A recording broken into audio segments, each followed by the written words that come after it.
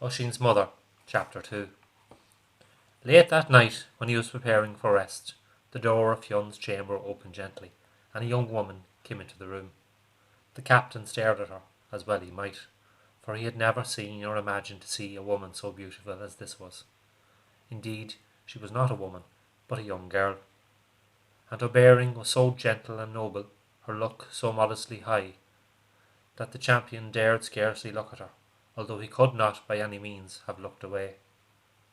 As she stood within the doorway, smiling, and shy as a flower, beautifully timid as a fawn, the chief communed with his heart. "She is the sky woman of the dawn," he said. "She is the light on the foam. She is the white and odorous as an apple blossom. She smells of spice and honey. She is my beloved beyond the women of the world. She shall never be taken from me." And that thought was delight and astonished to him. Delight because of such sweet prospect, anguish because it was not yet realized and might not be. As the dogs had looked at him on the chase with a look that he did not understand, so she looked at him, and in her regret there was a question that baffled him and a statement which he could not follow. He spoke to her then, mastering his tongue to do so. "I do not seem to know you," he said. "You do not know me indeed," she replied. "It is the more wonderful," he continued gently, "for I should know every person that is here. What do you require from me?" "I beg your protection, royal captain." "I give that all to you," he answered. "Against whom do you desire protection?" "I am in terror of the fair Darnoch, the dark man of the Sidhe. He is my enemy," she said. "He is mine now," said Fionn. "Tell me your story." "My name is Saïve, and I am a woman of the fairy," she commenced. "In the Sidhe many women gave their love, but I gave my love to no man of my country." "That was not reasonable," the other sighed it with a blithe heart. "I was contented," she replied, "and what we do not want we do not lack. But if my love went anywhere, it went to a mortal, a man of the men of Ireland." "By my hand," said Fionn, in mortal distress, "I marvel who that man can be." "He is known to you," she murmured. "I lived thus in the peace of Fairy, hearing often of my mortal champion, for the rumour of his great deeds had gone through the Sidhe, until a day had come when the black magician of the men of God put his eye on me, and after that day, in whatever direction I looked, I saw his eye." She stopped at that, and the terror that was in her heart was on her face. "He is everywhere," she whispered. "He is in the bushes and on the hill. He looked up at me from the river, and he stared down at me from the sky.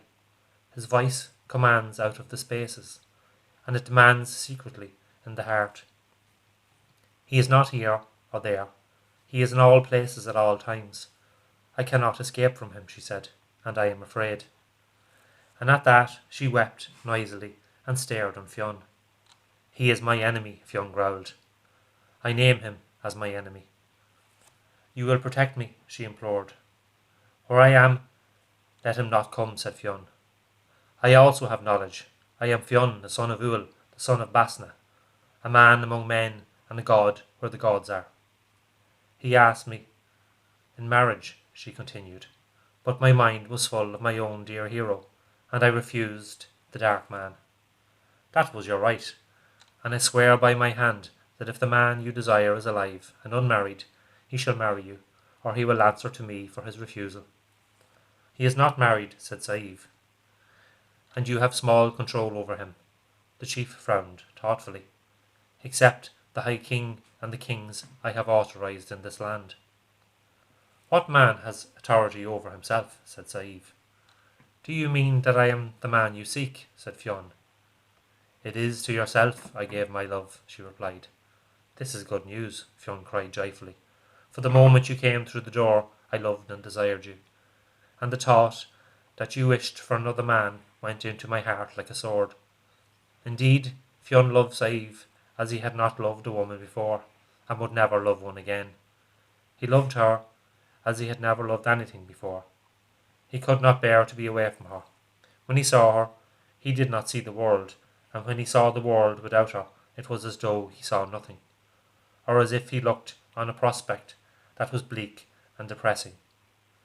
The belling of a stag had been music to Fionn, but when Saeve spoke, that was sound enough for him. He loved to hear the cuckoo calling in the spring from the tree that is highest in the hedge, or the blackbird's jolly whistle in an autumn bush, or the thin, sweet enchantment that comes to the mind when a lark thrills out of sight in the air, and the hushed fields listen to the song. But his wife's voice was sweeter to Fionn than the singing of a lark. She filled him with wonder and sunrise. There was magic in the tips of her fingers. Her thin palm ravished him. Her slender foot set his heart beating, and whenever way her head moved, there came a new shape of beauty to her face. She is always new, said Fionn. She is always better than other women. She is always better than herself. He attended no more to the Fianna.